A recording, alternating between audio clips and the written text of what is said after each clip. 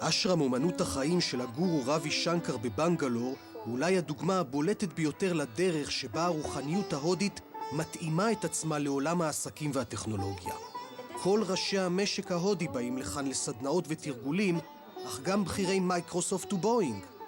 I've taken up a software process and quality consultancy, and I give consultancy to many software organizations in India and overseas. This is a very spiritual thing, and in business this is very material, stressing, completely different. So how those two things get together in such a perfect harmony here? When you step in here, whatever thoughts you had in mind, those things seem to vanish, and you are in a blissful state. Even spiritual aspirations that you have, when you come here, you forget them. 3, 4. The entire generation is returning to their roots because they have discovered that fine, we are getting money, we are getting successful, we are getting everything that at one time we ever dreamt of. Then after that, what? The emptiness inside cannot be filled with money and wonderful homes and, great jobs and so on, and whatever America or US can offer. No. That's why I consider America one of the most poor countries in the whole world. This is Mata Amritanandmayi. She is otherwise known as the Divine Mother. In the West, she's known as the Hugging Saint. And when she meets you, she will give you a very warm motherly embrace and whisper something in your ear. Just embracing them? Yes. It's a very intimate motherly hug. And this is my other guru, Swami Murli Krishna. He's only 28 years old, and he's a self-realized master. So I'm under their guidance.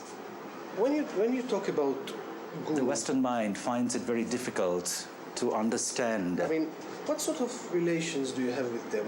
It is the most blessed relationship in the universe. The guru comes before father, mother, children. The primary relation is between you and the guru. So his words are law.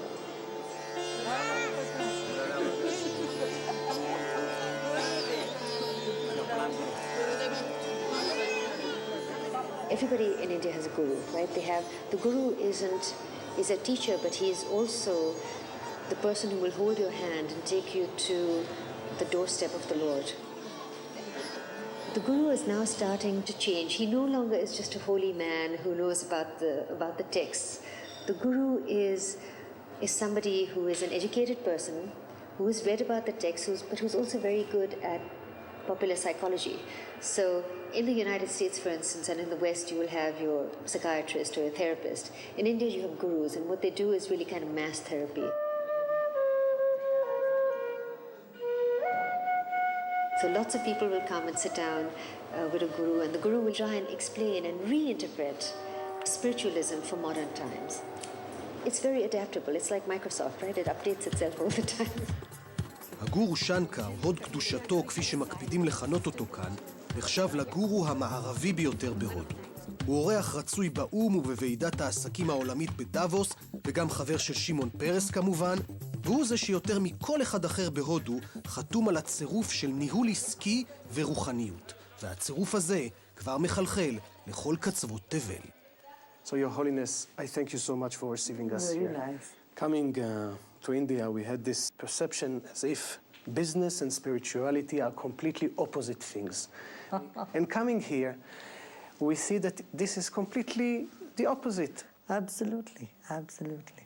Spirituality is the essence of living. It focuses more on how you, in your mind, you can relax, how you can feel more energetic, how you can get very intuitive thoughts. And of course, business is based on trust and intuitiveness. A person who has low intuition cannot do business well. But business can be sometimes cruel. You have to fire people. You have to take not easy decisions. Yeah, of course. Business, I usually say when you do business, do it with your intellect. Don't be emotional in the businesses. You say that? Absolutely. So where's the place of the heart, of the soul in all that? it has its place. We need to balance life with both heart and mind. If you lose your mind and live only by heart, then also you can't be successful. And if you are doing the other way around, if you live only with your head and lose your heart and soul, then life is worthless. And take a normal breath in. Eyes are את הגישה הזו, את הניהול האחר שזוכה להצלחה מדבקת בעולם העסקי, מנסה עכשיו הגורו שנקר ליישם גם בתחומים אחרים. למשל, בסכסוכים בין מדינות. אנחנו הגענו לאשרם שלו בבנגלור בדיוק עם סיומה של סדנה ראשונה מסוגה מעורבת למשתתפים מישראל ומכל מדינות המזרח התיכון. והעובדה שכל זה מתרחש דווקא בהודו איננה מקרית כלל.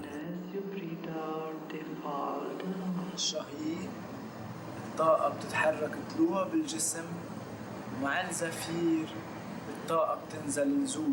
ערב הסעודית, בחריין, דובאי, יש פה אנשים שבאו מלבנון, יש קבוצה גדולה מאיראן. ואיך האינטראקציה בין הישראלים והערבים? זה היה מדהים, ממש מדהים, מההתחלה. זאת אומרת, התפתחו חברויות מאוד עמוקות.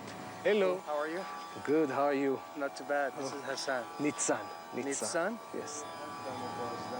I'm Iranian citizen. I was born and raised in Iran. In 1992, about 16 years ago, I met His Holiness Sri Shri Ravi Shankar. His Holiness' message is very, very simple, and it surpasses all creeds, all religions. It surpasses all belief and cultures, and it's all about humanity. It's about one big world family, where the Jews, the Muslims, the Christians, the Buddhists, the Hindus, the Hasids, from Baal Shem Tov, all together in one group, because we're all human. So how come it doesn't happen, Shenu, in the Middle East, with us, between our two countries? I think it is happening right now. You are as a Jew and I am as a Muslim, shaking hands, kissing one another. It is happening. You can stop all the suicide bombing and terror and problems that's happening in the world today. And a person who is not involved in the conflict will be able to bring them together. India is a neutral country and which is not party to the problem. So I think it can play a main role, especially Indian spirituality, to bring understanding and appreciation of each other's feelings.